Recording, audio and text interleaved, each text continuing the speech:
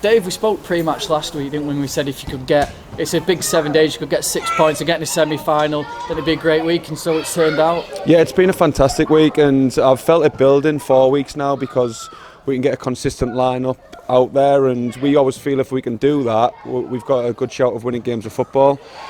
Today was a different type of battle compared to last week, but we've often came in at half-time on the wrong side of it, where I'm looking at Whitby at home, Scarborough at home, where it was an ugly game and we've ended up going down.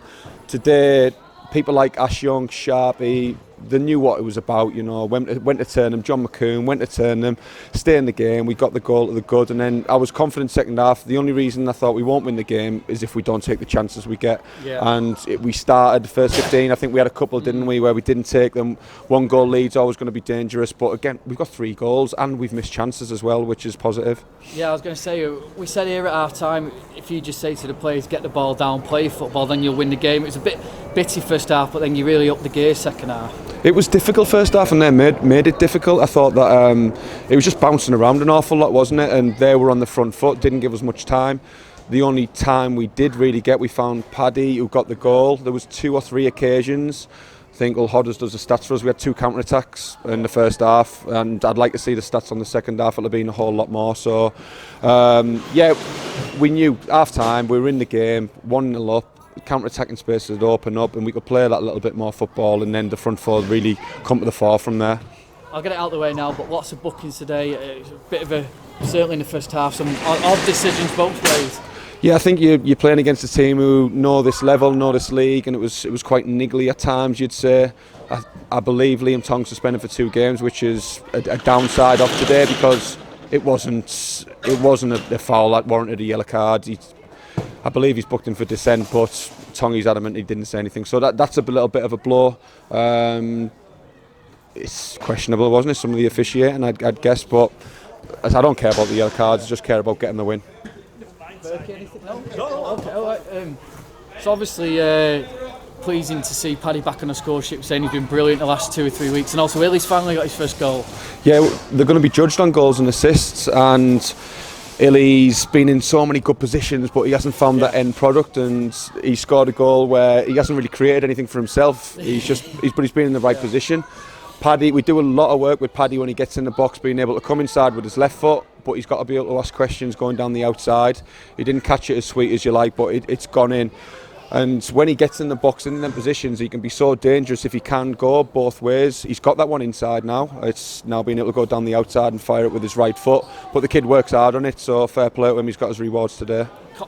Confidence flowing as well now, isn't it? So yeah, there was some good football out there. Second half, I thought we kept the ball really well. The lads managed it well when they went down to 10 men. We turned them at the right times. It wasn't just keeping it for keeping its sake.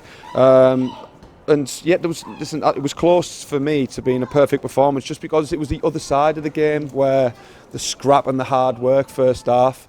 We really did that well, and to go anywhere in this league, you need that.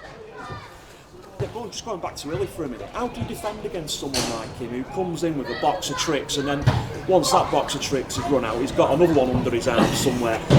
You were a defender for donkey's years, and you must have come up against people very similar to that in your time. Well, you're kicking, don't you? I think that's why there was so many yellows, because people started to lose their heads and started kicking him. But he draws fouls. The thing is with him, he's a tough boy as well. He takes the hits and he continues. He's got everything in his locker to play higher, and now if he can add them goals and assists, and we speak to Sheffield United quite a lot about it, that's what they're looking for as well. Because as well as he's done, he's had 1 assist in the games that he's played, but on the other side of it, it's the spaces that he creates for others as well. I think Tongi's benefited from it because he's drawing 2 players in at a time, and then Tongi's getting his long range shots off. So he's been a huge addition for us. I think the record, if you look since when he's joined, it's sort of just correlation between the points we're picking up and Illiman joining. Playing a slightly different role in the left, but the kid works hard as well. He works hard on the defensive side of it, so we're delighted to have him. We've got him till the end of the season, and I'd be surprised if we've got him at all next year, if I'm honest. Oh, I hope so. But he's not going to be at step 3, is he, next season? I mean, he should be in the Football League. At least, yeah. You'd hope so, yeah. I hope I'd be chuffed if we got him on a season-long loan next year. Oh, that'd be amazing. We'll try, we'll try, but yeah, it's a long shot, an awful long shot, that one. You could see how much all the team went over to when he scored. You can see, even though he's only a lone player, what a popular figure he is. I think after the Lancaster game he was a little bit down because he had some big opportunities, didn't he? He had 3 opportunities in the last 5 minutes, so it's gone from being a good win, he's thinking I should have scored. So even in training it's been similar, he's getting in good positions and we keep working it.